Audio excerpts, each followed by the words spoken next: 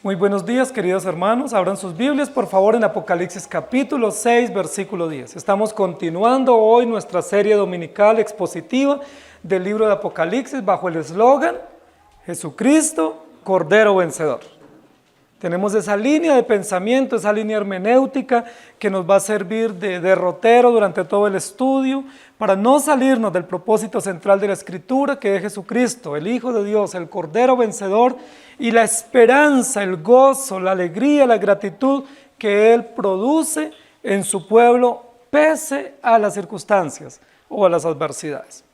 Estamos en el capítulo 6, descifrando el mensaje de los sellos, los 7 sellos apocalípticos, que para muchos son sellos enigmáticos, cataclísmicos, de ciencia ficción, atribuidos al anticristo, atribuidos a los poderes ocultos del falso profeta. No obstante, nosotros a la luz del estudio bíblico hemos visto que estos 7 sellos lo que nos muestran es el gobierno absoluto de Dios y la obra preciosa de Jesucristo en medio de la iglesia. Dijimos que el primer sello hace alusión a la santidad de Dios y a la obra perfecta de Jesucristo como Rey, que el segundo sello hace alusión a Jesucristo como verdadero y suficiente Redentor, el tercer sello hace alusión a la justicia perfecta y absoluta de Cristo en medio de su iglesia, y el cuarto sello hace referencia a la obra perfecta de Jesucristo como Señor resucitado y gobernante de la historia de la redención. Maravillosas verdades hemos estado encontrando hasta aquí. Estamos en el quinto sello. Las almas bajo el altar y el clamor lacónico, el clamor desgarrador de estas almas, suplicando, pidiendo, implorando justicia. El versículo dice de la siguiente manera: y clamaban a gran voz, diciendo: ¿hasta cuándo, Señor, santo y verdadero, no juzgas y venga nuestra sangre en los que moran en la tierra? La primera oración que encontramos en el libro de Apocalipsis a través de una pregunta retórica, una pregunta circunstancial, una pregunta desgarradora que implica o que amerita una respuesta pertinente y oportuna. ¿Hasta cuándo, Señor? Y ese es el título de nuestra prédica hoy. ¿Hasta cuándo, Señor? Es una pregunta que todos, absolutamente todos los seres humanos nos hemos hecho. Es una pregunta que los cristianos nos formulamos con frecuencia, especialmente cuando hay sufrimientos, cuando tenemos adversidades, cuando tenemos dificultades y especialmente cuando estamos en situaciones que no podemos resolver con facilidad. La pregunta que surge del fondo de nuestro corazón es: ¿hasta cuándo? ¿Hasta cuándo, Señor? Es una pregunta común a todos nosotros. Es una pregunta común a todos los cristianos de todos los tiempos. ¿Sabe por qué es común? Porque todos somos de la misma materia prima. Pecadores, redimidos por gracia, pero afrontando realidades de dolor, realidades de incertidumbre. Aún los niños desde muy pequeños muchas veces dicen: ¿y por qué a mí? ¿O hasta cuándo? ¿Sí? Es una pregunta existencial. Es una pregunta que nos formulamos los seres humanos. Es una pregunta antropocéntrica que muestra la condición, la realidad, la materia prima de la cual nosotros estamos hechos, que muestra la realidad del sufrimiento, del dolor, de la angustia, del desazón, y que frente a eso nosotros nos interrogamos. Y esos interrogantes exigen, demandan respuestas satisfactorias que tranquilicen la conciencia, que mitiguen la angustia y que por supuesto nos dirijan a Dios. Yo quiero que nos ubiquemos un poco en el lugar que Dios estableció para el pueblo de Israel en el Antiguo Testamento como su lugar de adoración. Recordemos que el tabernáculo, o posteriormente el templo, estaba constituido básicamente de 3 lugares principales. Esos 3 lugares principales eran el atrio, el lugar santo y el lugar santísimo. Conocemos perfectamente eso porque somos asiduos lectores de la Escritura. Entonces, si les preguntáramos hoy, salimos con un 100 en el resultado del examen, que yo sé que todos leen su Biblia, sacan apuntes y meditan a diario, pero yo quiero repasar con ustedes. 3 lugares principales tenía el tabernáculo: el atrio, el lugar santo y el lugar santísimo.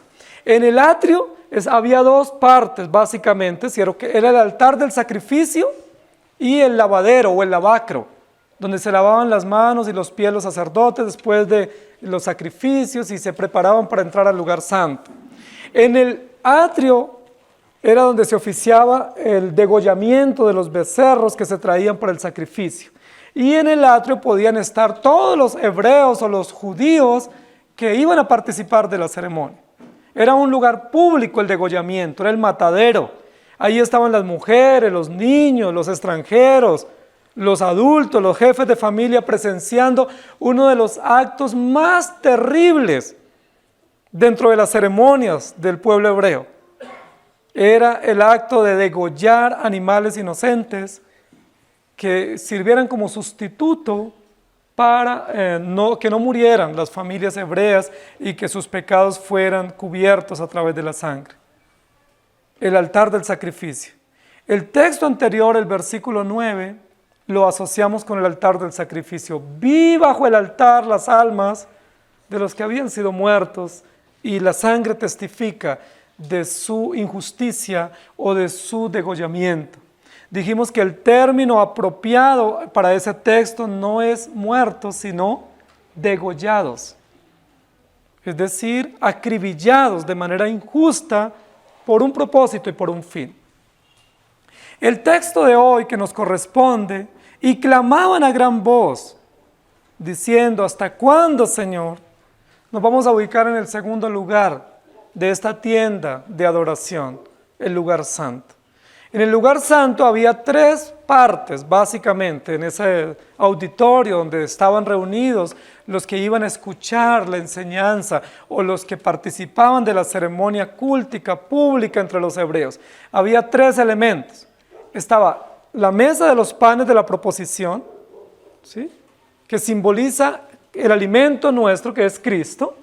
Estaba el candelero de oro con 7 brazos y 7 lamparillas, ¿cierto?, que representa la luz incandescente del Espíritu Santo, llenándonos con su presencia y confortándonos con su poder cuando estamos ante Él. Y estaba también el altar del incienso. El altar del incienso, dice Apocalipsis, representa las oraciones de los justos, las oraciones de los santos. El altar del incienso era un lugar donde se rendía, se quemaba, se ofrecía permanentemente incienso con unas especies que el Señor había determinado, y ese incienso simboliza la constante y permanente vida de oración de los creyentes en la presencia del Señor. 3 elementos extraordinarios: Cristo, nuestro alimento; el Espíritu Santo, nuestra fuerza, nuestro consuelo y gracia; y los creyentes continuamente intercediendo al Señor en cualquier realidad. El texto que nosotros estamos viendo, ¿a qué lugar corresponde? ¿Al altar del sacrificio o al altar del incienso? Vamos avanzando, vamos como si fuésemos entrando lentamente para llegar al último lugar, que es el altar de la alianza o el arca del pacto, que nos corresponderá el próximo domingo. Domingo pasado estábamos ubicados en el matadero, lo terrorífico del matadero, lo cruel y lo cruento del matadero. Ver cómo una lista interminable de animales eran traídos para ser degollados. Animales inocentes, animales perfectos, animales que no habían cometido ningún crimen, pero que tenían que ser degollados en presencia del pueblo para recoger su sangre y luego ser presentada posteriormente en expiación por los pecados. Pero en el versículo de hoy estamos en el lugar santo,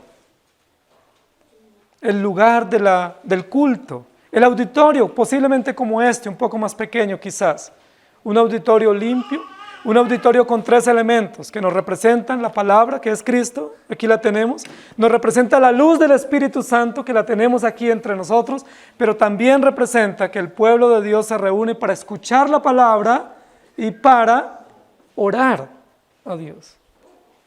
Son los 2 fines principales, prácticos, por los cuales estamos hoy reunidos acá: para escuchar la palabra y para rendirnos ante Dios en oración. Y clamaban a gran voz, diciendo. Lo primero que el texto nos va a decir es de un clamor. Recordemos que ha habido muchos clamores en el libro de Apocalipsis en los primeros 5 capítulos. Ha habido el clamor de mártires sacrificados injustamente. Ha habido el clamor de seres angélicos o celestes llamando la atención como voz de trompeta para que Juan y toda la congregación alerte a la importancia y a la autoridad de la voz.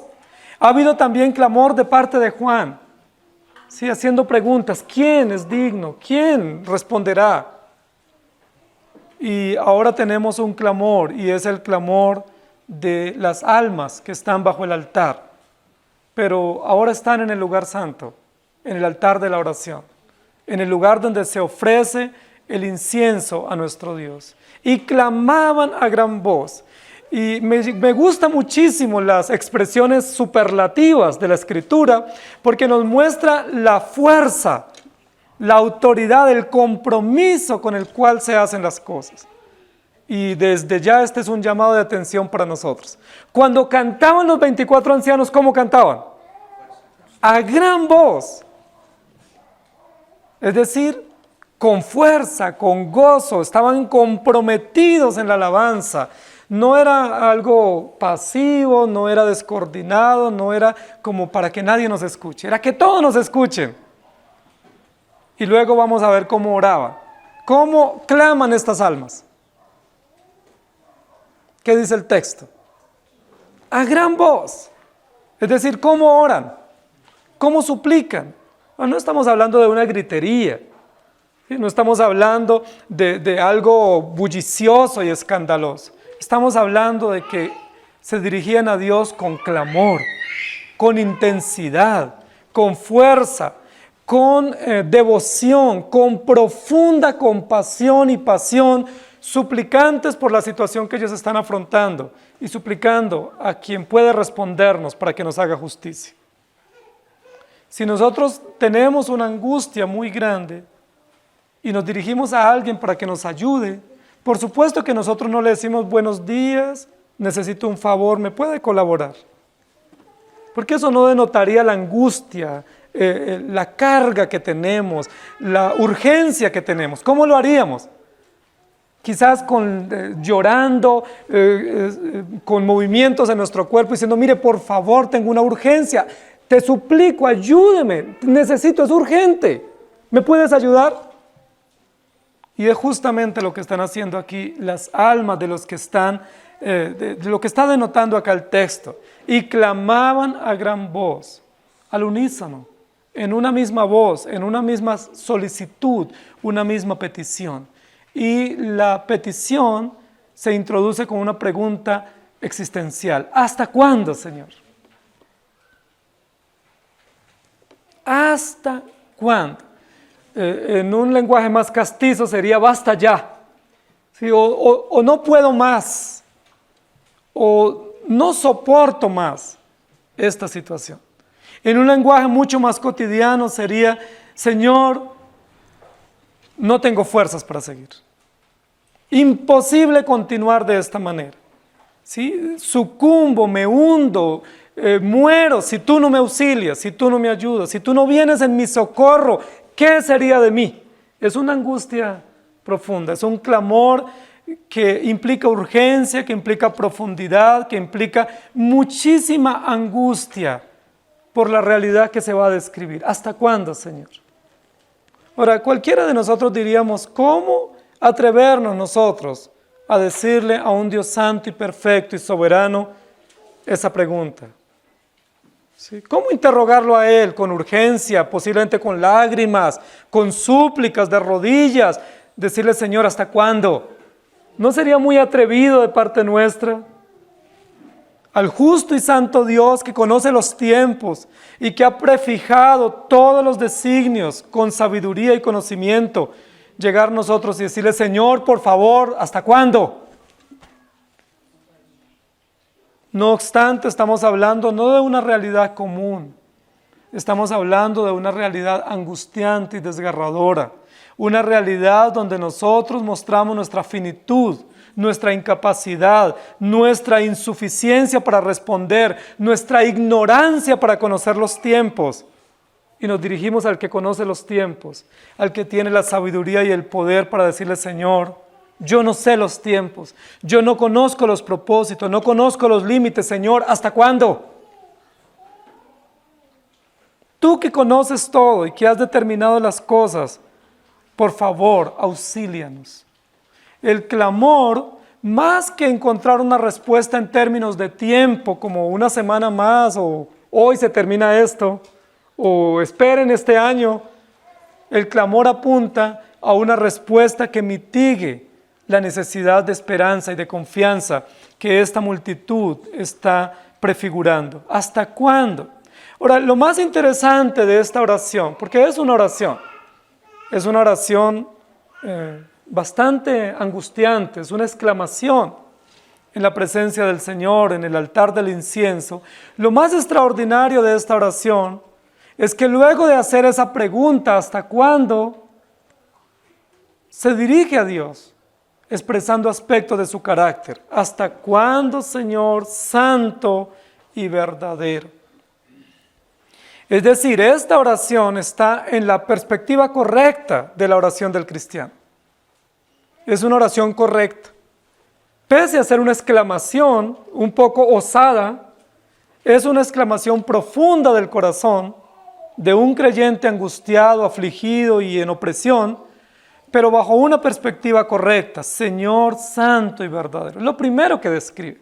Lo primero que hace la oración no es expresar el caso, ¿sí? Lo que expresa es el carácter ¿de quién? De quien puede resolver el caso. Es decir, está en la perspectiva de los 4 primeros sellos. Jesucristo es Rey, Jesucristo es Redentor, Jesucristo es justo juez y Jesucristo es Señor absoluto de la historia. Esas 4 connotaciones del carácter de Cristo, descritas en los primeros 4 sellos apocalípticos, están expresadas en esta oración. Aquí vemos la aplicación de los 4 primeros sellos.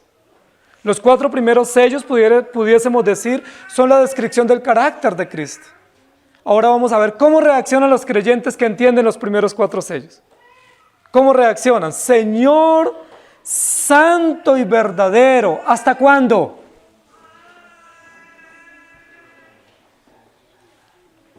Y nosotros sabemos, querida iglesia, que la forma adecuada para dirigirnos a nuestro Dios es confiando en lo que Él es.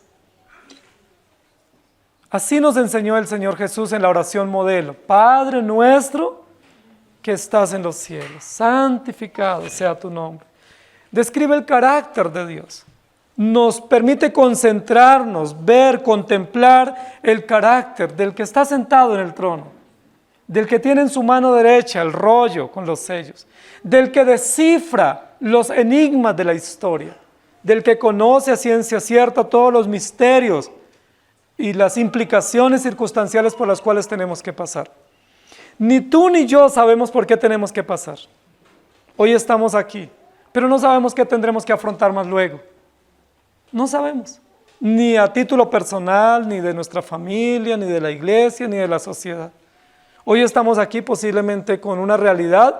Es probable que mañana tengamos una realidad totalmente adversa. Es probable. Así son las cosas, así es la vida. Ese es el diseño de la vida.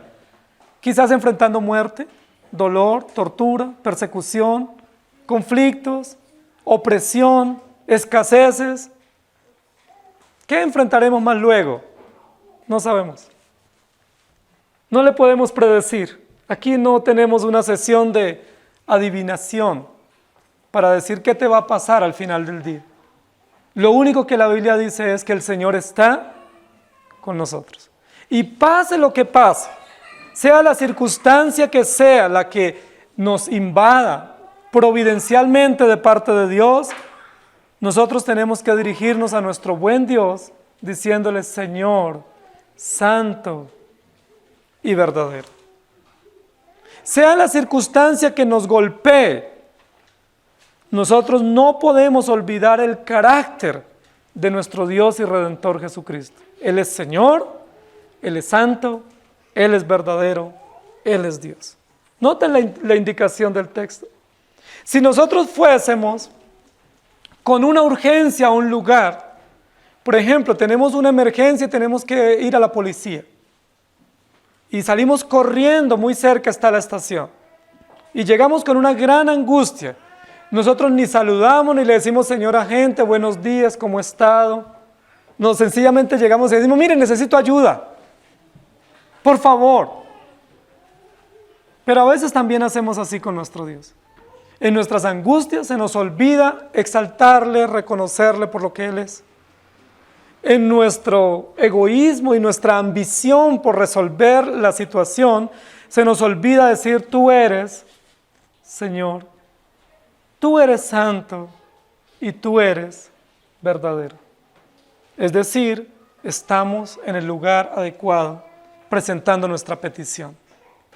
No olvidemos, queridos hermanos, que la razón para nosotros poder confiar en Él es su revelación y que podemos dirigirnos a Él con libertad porque Él es Dios, porque Él es Señor.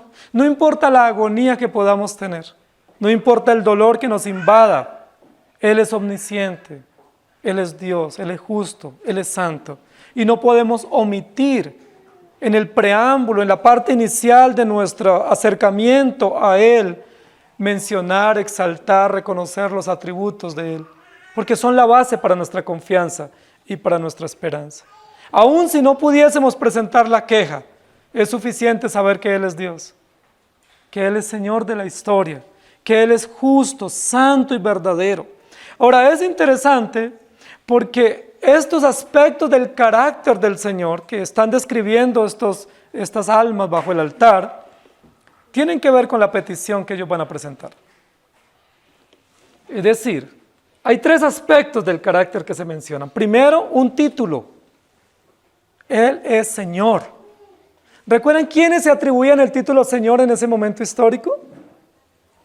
Los emperadores. Los emperadores romanos se hacían llamar así Señor.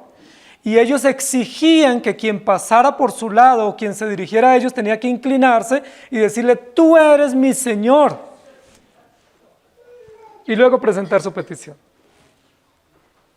Pero cuando estos redimidos están clamando, el preámbulo de su clamor es, tú eres realmente Señor, con mayúscula.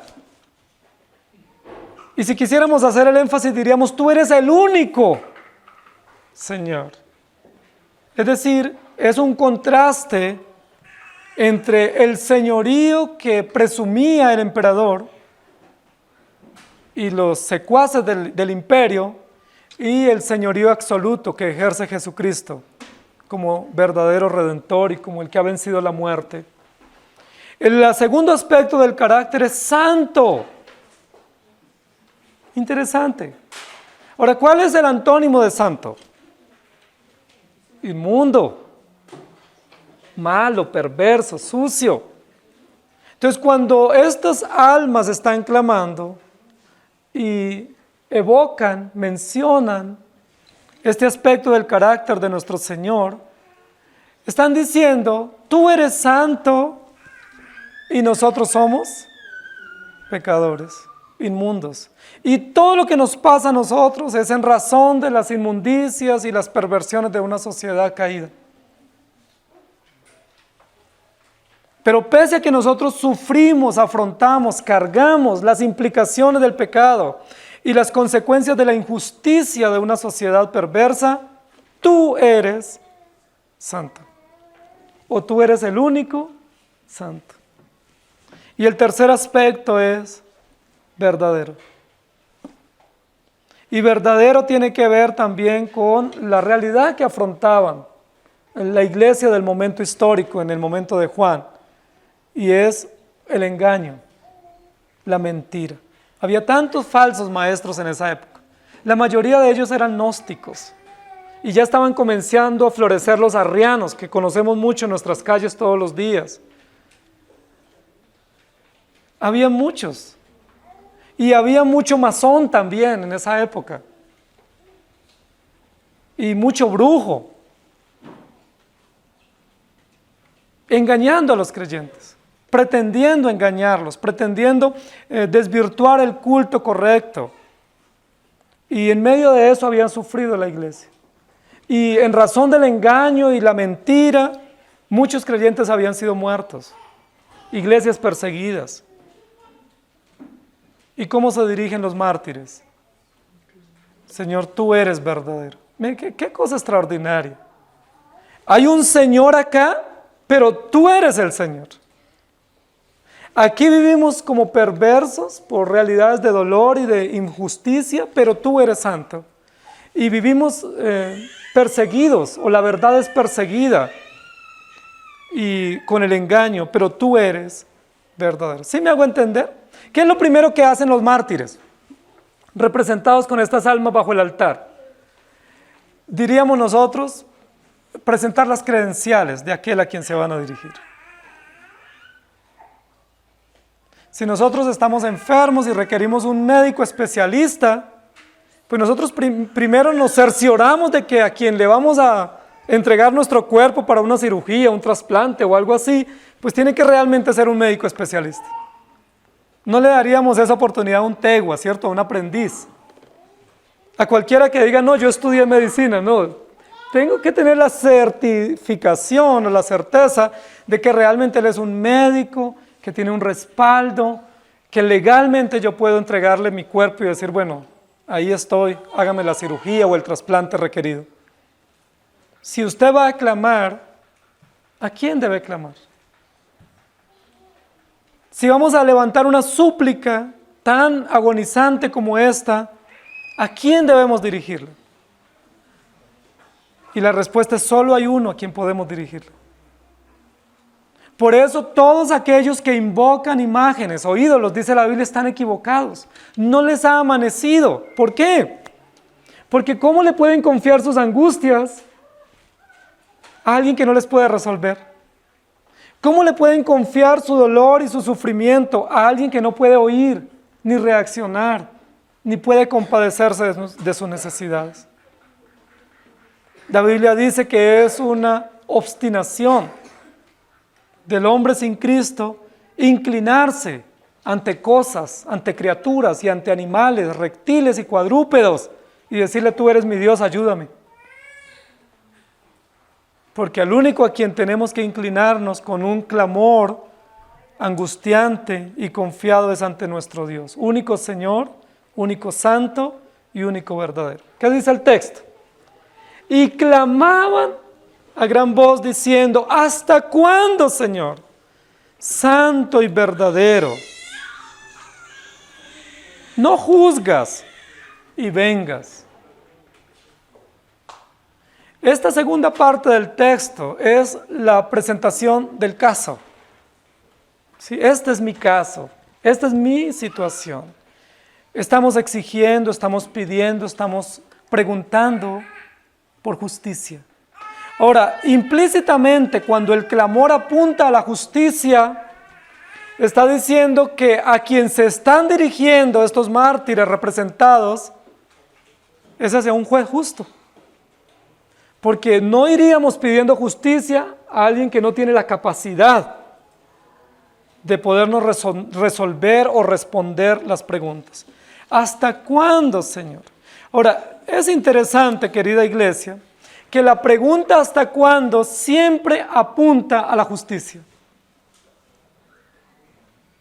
Siempre tiene esa connotación judicial, de litigio, de resolver una situación que está tornándose injusta y dolorosa, incomprensiva o incomprensible. ¿Hasta cuándo, Señor, Dios justo, santo y verdadero, no juzgas y vengas nuestra sangre? La pregunta que tenemos que hacernos acá: ¿qué es lo que están pidiendo estos mártires? No juzgas y vengas. Vengas no es ven, sino venganza. Lo que están pidiendo aquí es: ¿por qué tú no ejecutas juicio y venganza en favor nuestro? Claramente hay dos realidades aquí. Lo primero Es una realidad de injusticia por la cual ellos han estado pasando. Yo les pregunto, ¿quién no ha sido víctima de una injusticia en esta vida? Desde que nosotros nacemos, afrontamos injusticias. ¿Por qué? Por la sociedad caída en la que estamos, por la condición caída que nosotros tenemos de la cual no nos podemos deshacer. Todos afrontamos injusticias.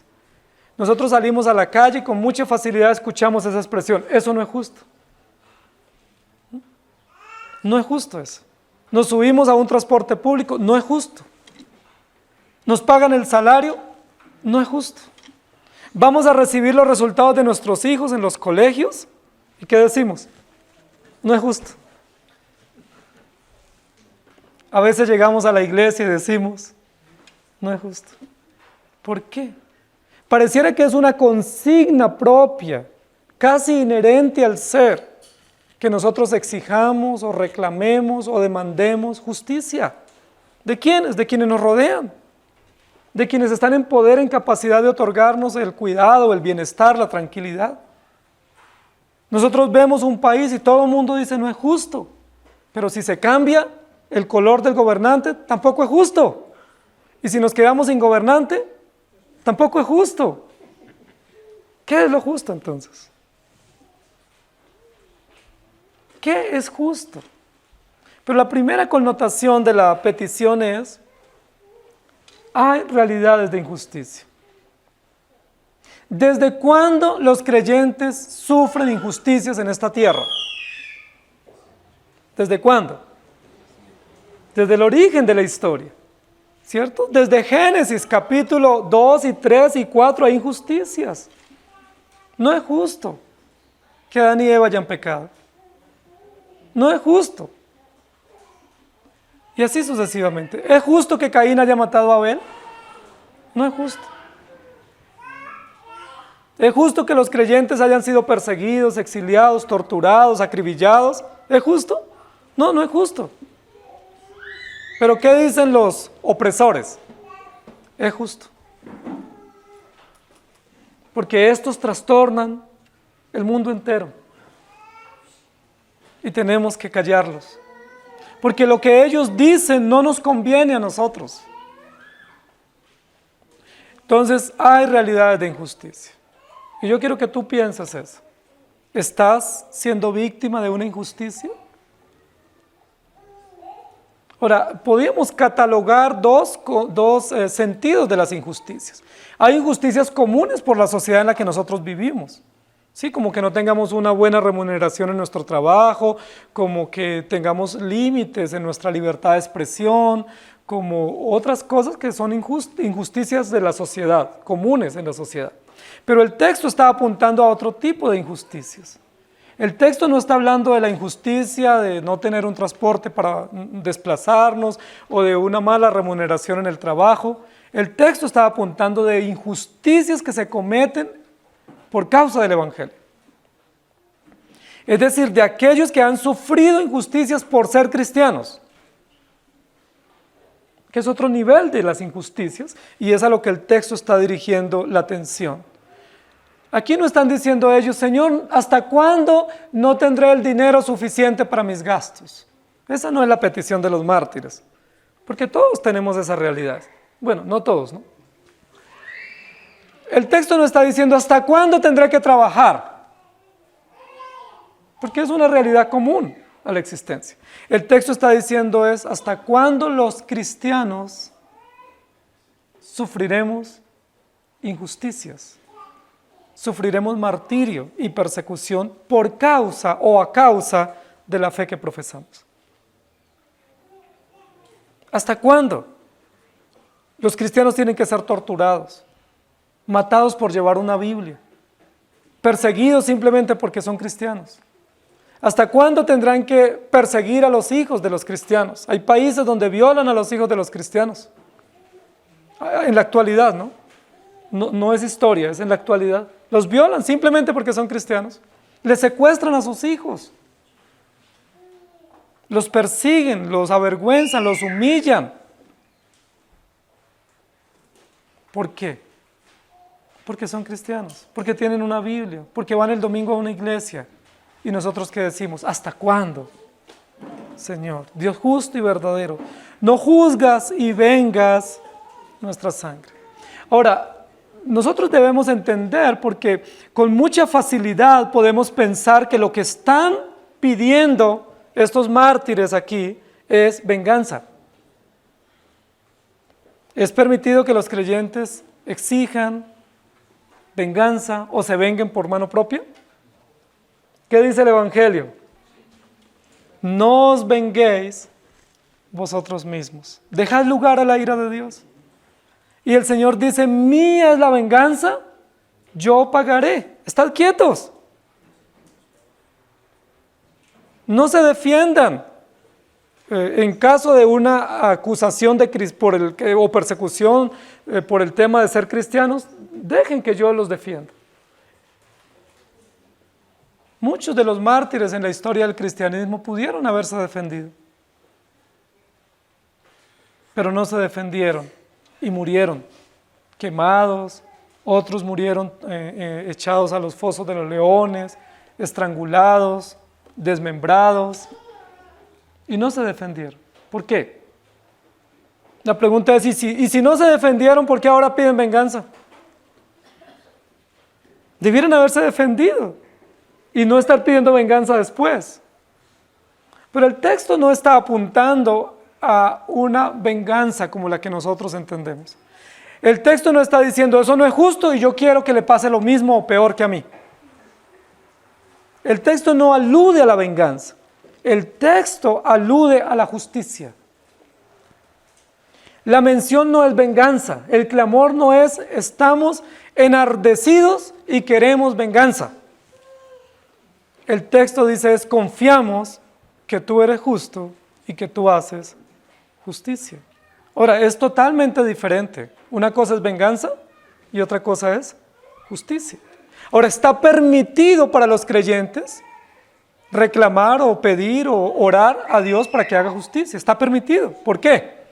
Porque la justicia es la base de la ley, porque Cristo es juez justo y porque Él da a cada uno el pago conforme a su propósito soberano. Entonces, sí es permitido que nosotros oremos, Señor, pues hazme justicia. Eso es legítimo, es permitido. Podemos orar así. La Biblia nos autoriza, nuestros documentos históricos también ponen esa doctrina en perspectiva y nosotros sí podemos orar, Señor, hay injusticias en esta nación, te pedimos que hagas justicia. Pero lo que no podemos orar es, Señor, te pedimos que hagas venganza. O dame el privilegio de sentarme para ver y contemplar la venganza que tú das a mis adversarios. Eso no está permitido. ¿Y saben qué es lo primero que aflora en nuestro corazón cuando tenemos una injusticia? Venganza. Es lo primero que brota en nuestro corazón. Cuando alguien nos trata mal, ¿qué es lo primero que nosotros deseamos para él? Que le vaya mal. Y yo quiero ver. No solo quiero que le vaya mal, yo quiero presenciar eso. Yo quiero estar ahí en platea, en primera fila, presenciando. Y cuando veo que le va mal, ¿qué digo? ¿Se lo ganó? ¿Merecido? Es que venga, le digo lo que él me hizo. Miren lo interesante. Pero contrario a la venganza que brota de nuestro corazón pecaminoso, los creyentes debemos orar por justicia. Señor, haz justicia. ¿En favor de quién? De tu pueblo primero. Pero contra los adversarios. Pero la base de la justicia que el creyente suplica y ruega e intercede es por el honor de nuestro Dios. No es por el privilegio o la satisfacción morbosa de ver que alguien sufrió, sino porque tú eres justo. Cuando nosotros decimos no es justo, ¿en qué estamos pensando? ¿En una categoría nuestra? ¿O estamos pensando en el carácter de Dios? Nos equivocamos porque yo digo no es justo para mí. Pero el creyente tiene que decir no es justo porque no está de acuerdo al carácter de Dios. No es justo, está en contra del diseño, está en contra del plan, está en contra del carácter de nuestro justo Dios, no es justo. Estos mártires están pidiendo justicia.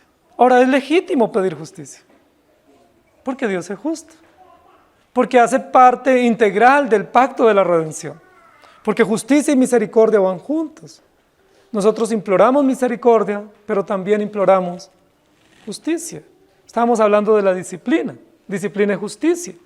Disciplina es rectitud. Entonces, estos creyentes están en la presencia de Dios, o estos mártires representados, diciendo: Señor, ¿hasta cuándo no juzgas y vengas nuestra sangre? Quitémonos de nuestra conciencia que está hablando de venganza y que están frustrados esperando que estos antagonistas o adversarios sufran para ellos deleitarse. No, ellos están orando legítimamente. La mayoría de los salmos hablan de la justicia. Los salmos imprecatorios, los salmos judiciales, hablan de que Dios es justo y podemos orar para que Dios haga justicia en nuestras naciones, en nuestras iglesias, en nuestros hogares. Señor, ¿hasta cuándo? Apelan a la acción de Dios, a la justicia de Dios. Y el texto termina diciendo: no juzgas y venga nuestra sangre en los que moran en la tierra. Esta pregunta, que es una pregunta angustiante, profunda, conmovedora, termina diciendo: Señor, nosotros dimos la vida por ti.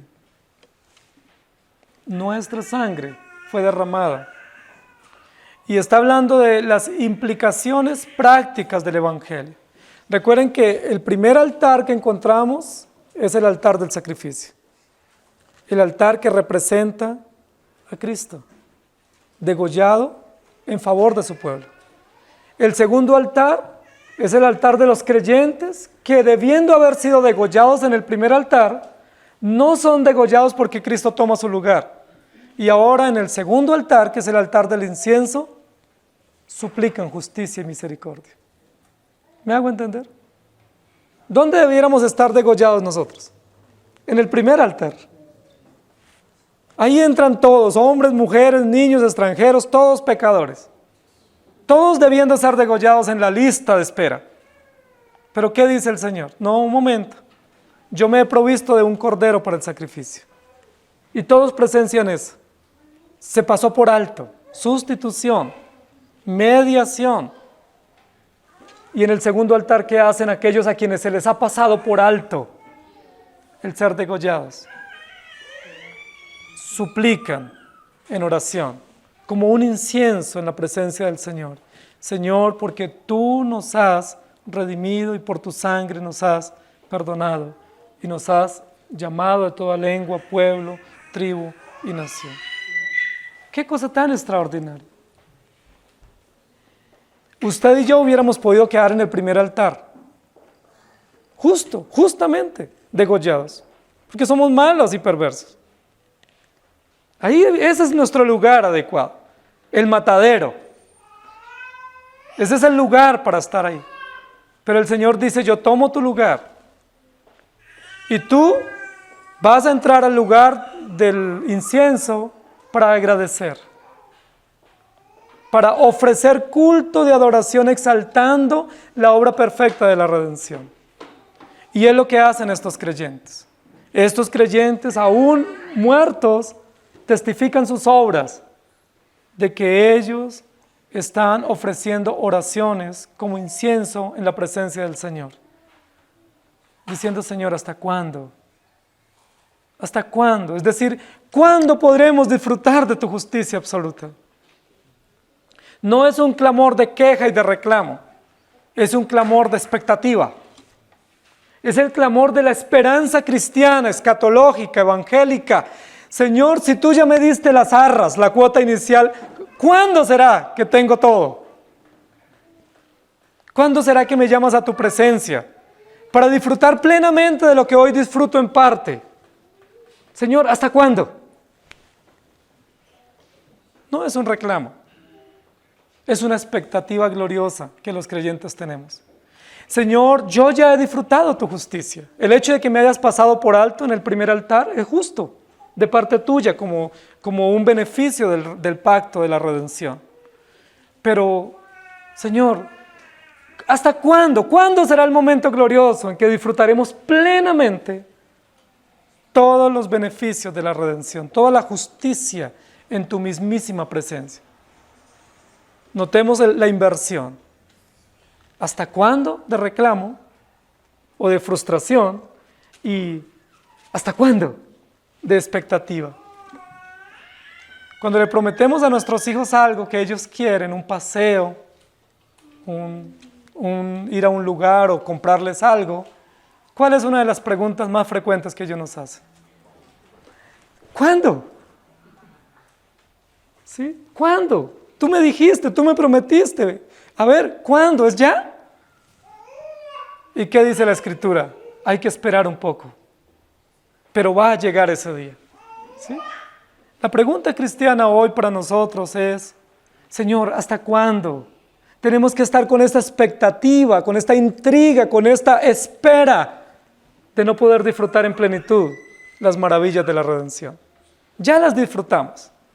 Ya somos hijos de Dios, ya somos salvos por gracia, redimidos por su sangre, tenemos la certeza del perdón de nuestros pecados, pero aún tenemos que lidiar con nuestra propia condición y con una sociedad caída. Señor, ¿hasta cuándo? Y lo que representan estos mártires es que algunos ya se habían adelantado y estaban ya a la espera gloriosa, en la antesala de la gloria celestial plena. Y otros están todavía esperando y dicen, Señor, ¿hasta cuándo? ¿Es esa la espera suya? Si esa pregunta usted la formula hoy, Señor, ¿hasta cuándo? De frustración, de dolor, de incapacidad, probablemente tenga que pedir perdón hoy, porque no ha entendido el Evangelio. Pero si hoy usted, por la gracia de Dios, puede formular la pregunta de otra manera, Señor, ¿hasta cuándo? Señor, anhelo fervientemente estar contigo. Anhelo fervientemente ese día glorioso, esa mañana gloriosa, ese día esperado, donde estaremos contigo. Señor, ¿hasta cuándo? ¿Será hoy? ¡Qué delicia que fuese hoy!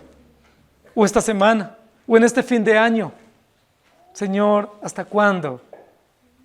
No me permitirás. ¿Hasta cuándo me permitirás esta espera y no podré estar plenamente contigo?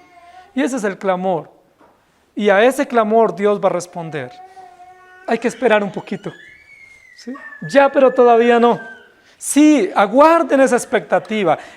Conserven, cultiven la expectativa. Pero hay que esperar un poco. Se necesita un poco más de sangre derramada. Otros mártires que mueran como ellos. Hermanos, la esperanza que tenemos en Cristo es maravillosa. El texto no es un reclamo, y mucho menos de venganza. El texto es una oración suplicante de expectativa de que la justicia sea plena, ¿sí? Y el reino de Dios sea pleno para los creyentes y podamos tener la certeza absoluta de estar con Él, lo cual es muchísimo mejor. ¿Aguarda usted así el día del Señor? ¿Aguardaron este día de adoración pública de esa manera? ¿Cuándo es domingo? ¿Sí? Qué lástima que apenas sea lunes y que no sea ya domingo para volver a la iglesia. ¿Hasta cuándo tengo que esperar para volverme a reunir con mis hermanos? ¿Hasta cuándo tengo que trabajar para luego tener el privilegio hermoso de venir a estar en la comunión con los santos? ¿Hasta cuándo? ¿Añoran ustedes así el día del Señor? O más bien dicen, ay, otra vez domingo. ¿Y si no voy? No es esa la actitud del cristiano. La actitud del cristiano es, Señor, tenemos una expectativa. Y esa expectativa eres tú. Y esa expectativa solo se suple, solo se sacia en ti, que eres el bien mayor, el bien supremo. ¿Hasta cuándo? Oremos, por favor. Señor, tu palabra, que es verdad, que es justa y santa como tú, nos da esperanza en medio de las adversidades. Todos nosotros, absolutamente todos, tenemos preguntas por injusticias y por pecados que cometemos. Señor, pero frente a esas injusticias de la sociedad y de nuestro propio corazón, en las cuales no encontramos respuestas, tú nos das el Evangelio. Y el Evangelio es la respuesta para las injusticias. El Evangelio mitiga las ansiedades. El Evangelio transforma las condiciones de vida y nos da la expectativa gloriosa de los hijos de Dios. Y cuánto quisiéramos hoy repetir esta misma oración de estos mártires históricos, pero con la actitud expectante del día glorioso. Señor, ¿hasta cuándo? Señor, yo quisiera que fuera hoy.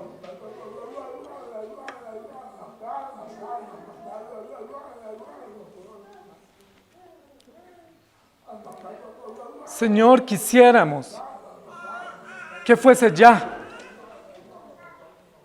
¿Por qué esperar más? ¿Por qué no estar contigo hoy mismo? Señor, ¿por qué no nos llamas hoy a tu presencia? ¿Hasta cuándo? Pero gracias por la esperanza, que sea hoy, o sea mañana, o sea en muchos años, estaremos contigo. Señor, gracias por alimentar con tu palabra y con tu espíritu la esperanza de los hijos tuyos. Y gracias por darnos la oración como medio para nutrir esa comunión y esa esperanza de estar contigo, lo cual es muchísimo mejor. Señor, qué maravilloso los que ya tú has llamado a tu presencia. A nosotros nos llamarás. ¿Cuándo? No sabemos, muy pronto. Pero permítenos que mientras llegue ese día, podamos estar gozosos aquí, afrontando aún las injusticias y las vicisitudes de la vida, del trajinar aquí, del peregrinar contigo. Gracias, Señor, por tu palabra. Gracias por darnos esperanza. Y gracias por resolver todos nuestros interrogantes. ¿Y de qué manera los resuelves? Mostrándote como Señor, santo, verdadero y justo, y ayudándonos a entender que tienes el control absoluto de la historia y que la llevas a feliz término para tu propia gloria. Te damos gracias, Señor. Ayúdanos, Señor, a encontrar respuesta a las realidades de dolor que tenemos como familias, como creyentes, como iglesia. Pero que encontremos respuesta no en un juez o en un abogado o en una resolución de acuerdo propio. Que encontremos esperanza solo en tu lugar santo, en la oración, a través del Evangelio. ¿Hasta cuándo, Señor, tendremos que alimentar esa esperanza ferviente de estar contigo? Y tú nos respondes, hay que esperar un poco, pero ya en breve estaremos todos en la mesa compartiendo. Gracias te damos, Señor, porque esa expectativa la tenemos no por mérito, sino por tu sangre sustituta. Pudiendo haber sido degollados en el primer altar, tú lo hiciste en nuestro lugar y nos diste el privilegio de entrar al lugar santo, no para presumir de ningún mérito, sino para estar a tus pies, implorando tu gracia y expectantes de tu justicia. Te damos gracias, Señor, en Cristo Jesús. Amén. Que el Señor les bendiga, iglesia.